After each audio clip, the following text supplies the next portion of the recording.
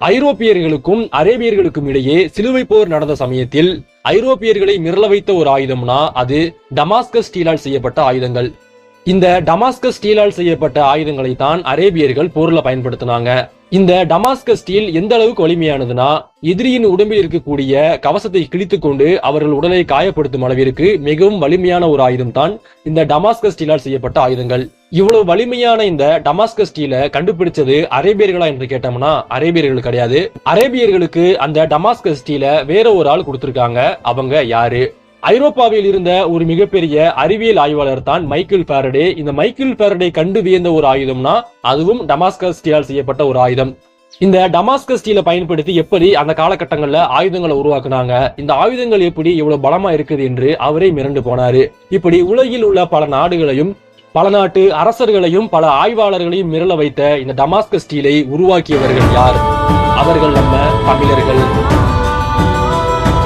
கொடுமணம் பட்ட வினைமான் அருங்கலம் பந்தர் பயந்த பயங்கேலு முத்தும் வரையகம் நன்னி குறும்புரை நாடி தெரியினர் கொண்டனர். இந்த வரிகள் பதிற்று பற்றில் வரக்கூடிய ஒரு பாடல் வரிகள். இந்த பாடல்ல அவங்க சொல்றது என்ன அப்படின்னா, கொடுமணம் என்கின்ற ஊரில் தயாரிக்கப்படும் அணிகலன்கள் அனைத்தும் மிகுந்த வேலைப்பாடு உடையவை, மிகவும் நேர்த்தியாக இருக்கும். பல வெளிநாடுகளில் இருந்து வந்து இந்த அணிகலன்களை வாங்கி செல்வார்கள் என்று இந்த பாடல்ல அந்த ஊரின் பெருமையை பற்றி பாடியிருப்பாங்க. இந்த கொடுமணம் என்கின்ற ஊர் தற்பொழுது கொடுமணல் என்று அழைக்கப்படுகின்றது. இந்த கொடுமணல் ஈரோடு அருகே இருக்கக்கூடிய ஒரு சிறிய ஊர். இந்த கொடுமணலுக்கும் உலகம் முழுவதும் பயன்படுத்தப்பட்ட டமாஸ்கஸ் ஸ்டீலுக்கும் என்ன ஒரு தொடர்பு அப்படின்னா, இந்த கொடுமணல் எனும் ஊரில் இருந்துதான் டமாஸ்கஸ் ஸ்டீல்கள் உருவாக்கப்பட்டு அவை உலகம் முழுவதும் ஏற்றுமதி செய்யப்பட்டது. நம்ம டமாஸ்கஸ் ஸ்டீல் என்று சொல்வதற்கு பதிலாக உட் ஸ்டீல் என்று சொல்லலாம். இந்த உட் ஸ்டீல் என்பது உருக்கு இரும்பு என்கின்ற ஒரு தமிழ் வார்த்தையில் இருந்து ஆங்கில வார்த்தையாக மருவியது. இந்த உட் ஸ்டீலுக்கு டமாஸ்கஸ் ஸ்டீல் என்கின்ற ஒரு பெயர் எப்படி வந்ததுன்னா, இந்த உருக்கு இரும்பை பயன்படுத்தி தான் அரேபியர்கள் அவர்களுக்கு தேவையான ஆயுதங்களை உருவாக்கி சிலுவை போர்ல ஐரோப்பியர்களுக்கு எதிராக சண்டை போட்டாங்க. அதுல மிக முக்கியமான ஒரு அரபு நாடுனா சிரியா. சிரியாவினுடைய தலைநகரம் டமாஸ்கஸ். டமாஸ்கஸில் இருந்த மக்கள் இந்த ஆயுதங்களை பயன்படுத்திய காரணத்தினால ஐரோப்பியர்கள் அந்த இரும்புக்கு வைத்த பெயர் தான் டமாஸ்கஸ் ஸ்டீல். இந்த டமாஸ்கஸ் ஸ்டீல் என்பது உருக்கு இரும்பில் இருந்து வந்தது. இந்த உருக்கு இரும்பு என்பது நம்முடைய தமிழர்கள் உருவாக்கியது. தமிழர்கள் எங்கிருந்து இந்த இரும்பு உருவாக்குனாங்கன்னா, நம்முடைய தமிழ்நாட்டில் உள்ள கொடுமணல் என்னும் ஊரில் மிக பெரும் இரும்பு தொழிற்சாலைகளை அமைத்து அங்கிருந்து இந்த உருக்கு இரும்பு உருவாக்கி இருக்கிறாங்க. 1961ஆம் ஆண்டு புலவர் சே ராசு மற்றும் செல்வி முத்தையா ஆகியோரால் இந்த ஊர் கண்டுபிடிக்கப்பட்டு இந்த ஊர்ல அகழ்வாராய்ச்சி மேற்கொள்றாங்க. கொடுமணல் எனும் ஊரில் அகழ்வாராய்ச்சி செய்து பார்த்ததில் அங்கு ஏராளமான பொருட்கள் நமக்கு கிடைத்தன. ஏராளமான அணிகலன்கள், நாணயங்கள், பானை ஓடுகள், இதையும் தாண்டி பல இரும்பு ஆயுதங்கள், இரும்பை உருக்கக்கூடிய பல தொழிற்சாலையில் இருந்ததற்கான பல சான்றுகளும் இந்த இடத்தில் கிடைத்தது. இதன் பிறகு அங்க மீண்டும் பல கட்ட ஆராய்ச்சிகள் பண்றாங்க. அப்படி பல ஆராய்ச்சிகள் பண்ணதுல இந்த கொடுமணல் எனப்படும் ஊர் 2000 ஆண்டுகளுக்கு முன்பு ஒரு மிகப்பெரிய தொழில் நகரமாக இருந்திருக்கிறது. இங்கு இருந்து ஏராளமான இரும்பு ஆயுதங்களை உருவாக்கி இருக்கிறாங்க. அதை உலகம் முழுவதும் ஏற்றுமதி பண்ணியிருக்காங்க நம்முடைய தமிழர்கள். கொடுமணல் என்கின்ற ஊர் அன்றைய காலகட்டத்தில் சேர மன்னர்களுக்கு கீழ் கட்டுப்பாட்டில் இருந்த ஒரு ஊராகும். பொதுவாக சோழர்கள் என்றாலும் பாண்டியர்கள் என்றாலும் அவர்கள் செய்த சாதனைகளுக்கு வரலாற்றில் ஏராளமான சான்றுகள் உள்ளது. ஆனால் சேரர்கள் என்று சொன்னால் நம்மிடம் சொல்வதற்கு எதுவும் இல்லை. ஆனால் சேரர்களின் புகழ் என்பது 2000 ஆண்டுகளுக்கு முன்பே உலகம் முழுவதும் பரவி கிடந்தது ஆயுதங்கள் வடிவாக. இந்த உருக்கு இரும்பை உருவாக்கி அதை உலகம் முழுவதும் ஏற்றுமதி செய்தவர்கள் சேரர்கள் தான்.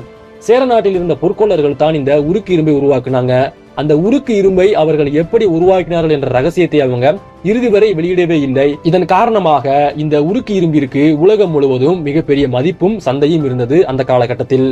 கொடுமணலில் உருவாக்கப்பட்ட இந்த உருக்கு இரும்புகள் கொடுமணலில் இருந்து காவேரி பூப்பட்டணம் வரை கொண்டு வந்து காவேரி பூப்பட்டணத்தில் இருந்து கீழ் திசை நாடுகளான சீனா, இந்தோனேசியா போன்ற பல நாடுகளுக்கு ஏற்றுமதி செய்யப்பட்டது. அதே சமயத்தில் கொடுமணலில் இருந்து மேற்கே உள்ள துறைமுகமான முசிறி துறைமுகத்தில் இருந்து அரேபிய நாடுகள் மற்றும் யவன நாடுகளுக்கும் அன்றைய காலகட்டத்தில் ஏற்றுமதி செய்யப்பட்டது.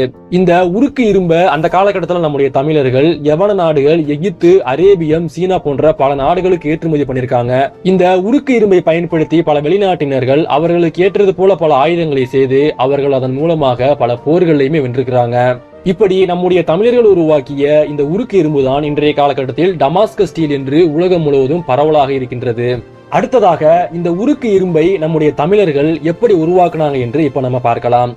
இரும்பையும் மரத்தூளையும் ஒரு பர்னஸில் போட்டு அதை நல்லா வெப்பப்படுத்துவாங்க. அந்த வெப்பநிலை என்பது கிட்டத்தட்ட 1400 டிகிரி செல்சியஸ் வரைக்கும் இருக்கும். இப்படி இரும்பையும் மரத்தூளையும் அதிகமாக வெப்பப்படுத்தும் பொழுது அந்த மரத்தூளில் உள்ள கார்பன் அணுக்கள் இரும்புடன் ஒன்றாக சேர்ந்து செமிடைட் என்கின்ற ஒரு புதிதாக ஒன்று உருவாகும்.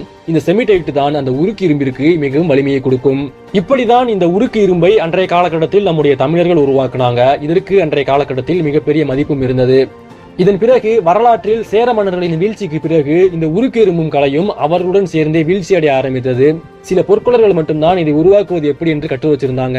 அந்த பொற்கொள்ளர்களும் காலப்போக்கில் அழிந்து போனார்கள். இறுதியாக ஆங்கிலேயர்கள் தமிழ்நாட்டை கைப்பற்றிய பிறகு தமிழர்கள் கற்று வைத்திருந்த இந்த தொழில்நுட்பத்தை அவர்கள் பயன்படுத்தி அவர்கள் தான் கண்டுபிடித்தது போல உலகம் முழுவதும் பரப்பியும் கொண்டாங்க.